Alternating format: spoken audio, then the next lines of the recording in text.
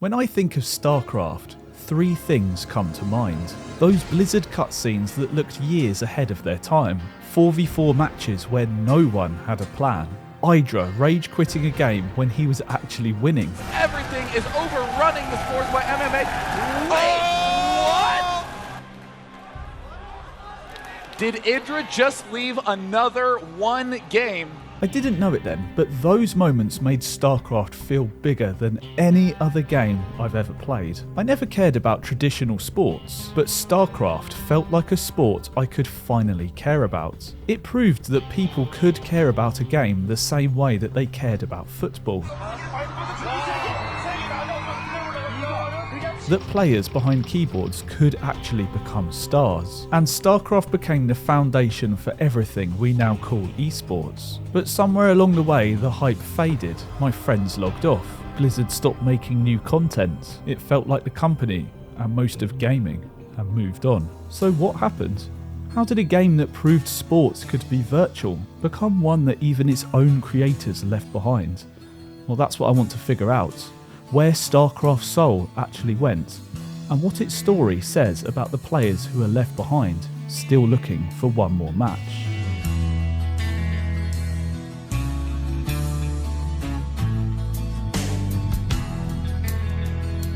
Blizzard's 1998 StarCraft wasn't their first strategy game, but it's the one that defined the genre for me, and it showed what real-time strategy could be. The campaign teaches you the rules of the game one mission at a time. Build your workers, gather minerals, and do not lose your army. And if you're like me, you probably spent half the mission amassing a huge army so you could wipe the Zerg out in one attack move. I first played StarCraft on a demo disc when I was 7. The briefing room ambience left me feeling creeped out. The Terran's Academy screamed when you clicked it.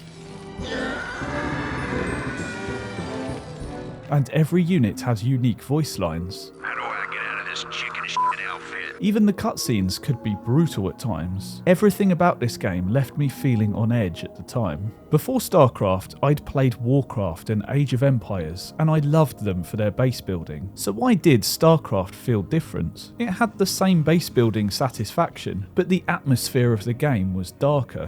Where is the air support?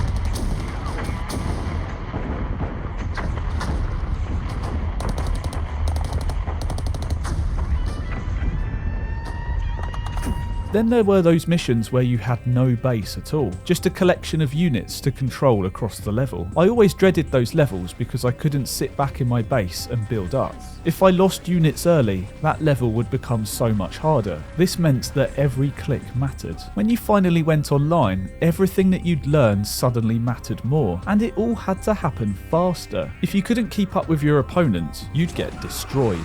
But while I was still trying to figure out how to control Marines, other people were building careers around it. Halfway across the world, StarCraft had already become something much bigger. In total, it sold over 11 million copies worldwide, but in South Korea, it was a national phenomenon. Games were being broadcast on national television, and venues were filled with crowds to watch professional players.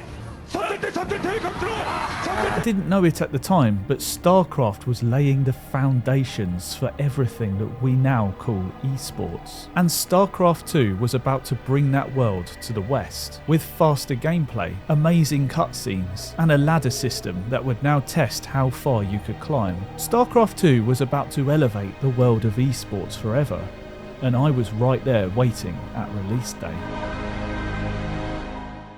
I remember watching these early developer matches starring David Kim, who was one of the Blizzard developers. And these clips made me so excited to play the sequel. I remember seeing a video showcasing the Colossus walking up a ramp and lasering down the Zerglings. That moment stuck with me, because it didn't just look like a cinematic moment in a War of the Worlds movie, but it made strategy feel more epic.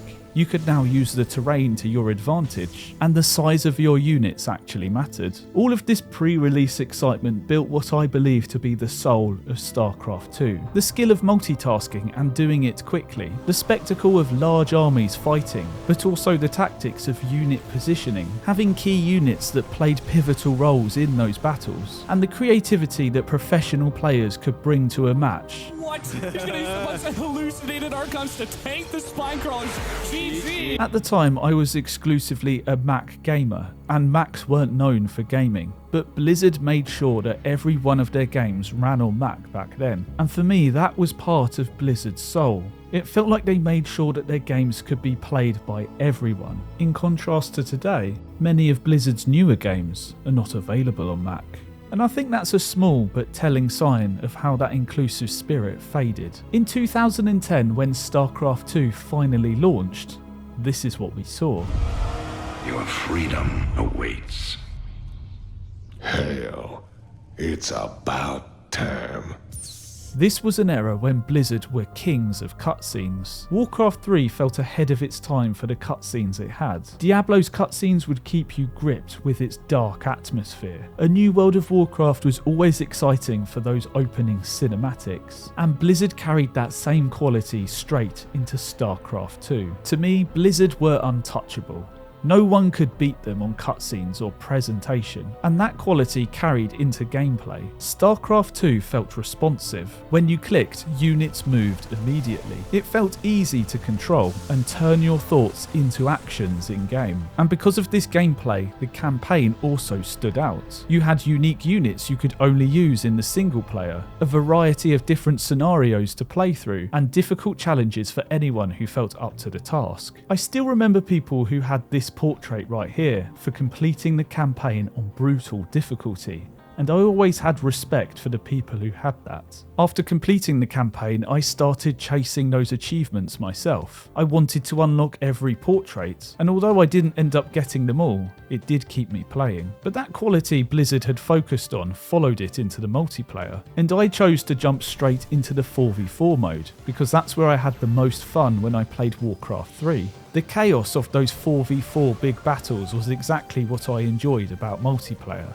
I could focus on building my base, and the pressure wasn't all on me to keep the team alive. But 1v1 was intense, and I felt what was known as ladder anxiety. I couldn't play more than one game because I would come out of it shaking with adrenaline. It felt like everything was on the line when I played. I found myself hovering over that find match button, and I wouldn't click it because it felt like too much of an emotional commitment to play. So I mostly played those team games instead. While 1v1 gave me anxiety, team games gave me fun, and the legacy of that can still be seen in my achievements. I have a lot of team game wins. I'm still missing most of them for 1v1. These team games were some of my best gaming memories, and those were the times when StarCraft felt the most alive. I still remember some of my first 4v4 games, when I was massing Thors and had no idea what everyone else was doing in the match. And if competitive games weren't your favourite, custom games had so much to offer. I'd often have an easier time getting friends to play those custom modes instead of trying to climb the ladder. Element Tower Defense was one of my favourites, and it helped me discover how much I loved tower defense games. Many of these custom games would become standalone games on Steam. Games like Element Tower Defense and Legion Tower Defense all started as custom games in either StarCraft or Warcraft. For many people, this was the real soul of StarCraft. Those community-made experiences, not the ladder grind. Blizzard had built something truly incredible,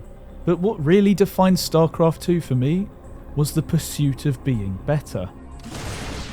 The West reinforcing with more Stalkers though! As you're parasited, the Vortex goes down, claiming Mana's entire army. Beyond the game, a whole new world was forming. Tutorials, tournaments, and commentary videos were everywhere. It felt like a community that was alive, and that only made it easier to keep playing. Early matches felt fairer and more chaotic, like we were all trying to figure out the same puzzle together. And that's how I found Day 9 and his Day 9 daily. He'd been a StarCraft pro, so when he broke down replays and explained why a player built something at a certain time, it felt like a window into a whole new world of how to play StarCraft. It showed me how high that skill ceiling really was, and how professional players were operating on a completely different level. It made the crazy speed that pros play at start to make sense. I began to have an idea of what they were even doing when they were smashing their keyboards. I watched many of Day 9's videos, learning all about build orders and timings, and over time it all began to sink in, and soon I was the one smashing my keyboard like the pros I had been watching, only at a slower pace. Those lessons completely changed how I viewed and played StarCraft. I found real enjoyment in following build orders, building those buildings to time, because it meant that I was playing efficiently. I was finding joy in mastery. It's how I imagine people feel when they play piano without needing to look at the sheet music, when it just flows out through their fingers. That's what StarCraft II can feel like. When you're able to clear your mind and just build. It feels like every movement of your fingers is an action that matters. Your hands already know what to do, and you don't have to think about it. And that's where the real enjoyment for me was in the game. But getting better was only part of the experience. Around the same time, there was a huge burst of community energy on the internet. People like Husky Starcraft. Hello everyone, this is HESky here, back with some more StarCraft II. HD Starcraft. Hey ladies and gentlemen, welcome back. Apollo.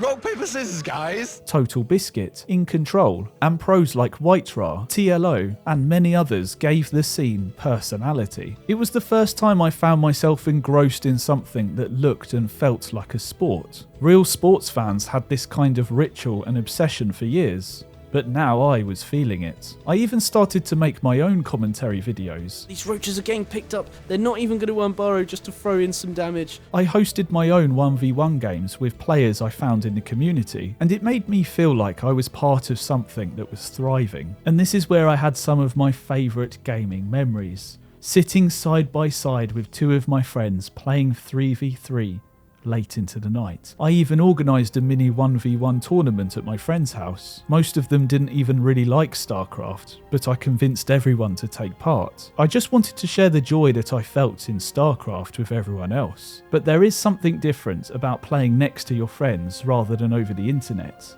When you're all working together, talking to each other, pushing to win that game. We were chasing that next promotion. Getting into Master League felt like a shared goal between us, and because I loved build orders so much, I invented our own minigame called Who's the Fastest. First one to drop a Colossus and get 10 probe kills wins. We'd all pick a race and see who could build the selected unit as fast as possible. It's safe to say that StarCraft II was more than just a game for me at the time.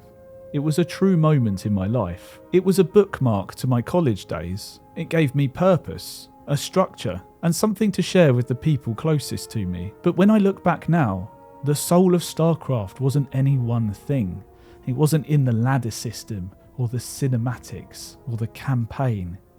It was in the people. It was in those casters I watched on YouTube. It was in those pros who played to their best. It was in my friends who were playing next to me until the sun came up.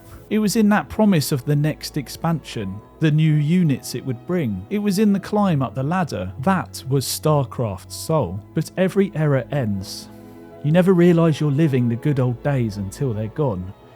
And for StarCraft, it was a slow fade. Wings of Liberty was when the game felt the most alive to me. I still played a lot through Heart of the Swarm, but by the final expansion, Legacy of the Void, something began to feel different. Even though I still thought about the game constantly, it was getting harder to find matches with my friends, and they slowly stopped logging in. I found myself queuing solo more often, and team games without friends were rough. People got angry fast. If you made a mistake, you'd be called a noob. If you'd lost a fight, you were going to take the blame. That tension had always existed in RTS games, but without friends next to me, it hit harder. And honestly, it stopped the game from feeling fun. But even in competition, things were beginning to slow down. Total Biscuit's team Axiom was shut down due to financial struggles. I remember watching his streams and his own competition, Shoutcraft, but when he passed away, those events ended too. Husky Starcraft deleted all of his videos. HD Starcraft disappeared. Apollo stopped casting games. In Control passed away. It felt like the scene was disappearing in real time, and Blizzard's support for the game slowed down too. By 2020, they announced that they would keep the game on maintenance mode, only updating the game as needed. Balance patches were handled by a small group of professional players known as the Balance Council. Recently, Blizzard released their first patch in years, reportedly developed by just one guy. This is the first patch in many years. I believe 3.5 years. I could be wrong on that, but I think it's that long ago. The first patch that's actually made by Blizzard themselves. As far as I know, it is only one guy. One person left with the task of maintaining a game that defined esports. I was starting to remember StarCraft more than playing it. But this was going beyond just StarCraft, because the whole genre of real-time strategy was quietly fading. RTS was becoming a forgotten genre, new players were going elsewhere, and the older players were reminiscing about those good old days. Games like Command & Conquer were gone. Age of Empires did get a 4th entry and some remasters, but MOBAs were taking over. They allowed you to jump into the game without studying build orders or memorizing timings. League of Legends and Dota didn't replace RTS mechanically, but they did replace it culturally. They gave people the same rush of competition, but it was faster and louder. A few newer RTS games have tried to bring it back since, Stormgate being one of them, but none of them have recaptured the same feeling of StarCraft. If anything, they just make me want to log back into StarCraft, because it just plays better. RTS didn't die overnight, it quietly aged out of the spotlight. The people who loved it got older, the audience moved on. The genre was never really replaced. It's just becoming forgotten. Looking back, I feel that those early days of StarCraft captured everything that Blizzard used to stand for. There was accessibility. Anyone could play the game, even if you had a Mac. There was a sense of community, so many people contributing on the internet, professional players to follow, custom games to have fun in. And there was that sense of purpose, because the ladder gave the pursuit of being better a meaning, even if it did sometimes cause anxiety. Those were the elements that made StarCraft feel alive. Real-time strategy didn't lose its soul, it just grew quiet. And what about those players who were looking for one more match? People like myself, Uthermal, Mana, Loco TV, Winter StarCraft. They've kept the scene alive. The soul of the game is still there, it's just smaller now. Even though I'm not playing the game anymore, I still find myself watching it. There's something endlessly satisfying about watching someone play StarCraft at a high level. It feels like it never really gets old. The soul of StarCraft may have faded, but Diablo's disappeared in a completely different way. Watch this video to find out more. Thank you so much to everyone on the Patreon, and thank you so much for watching. See you in the next one.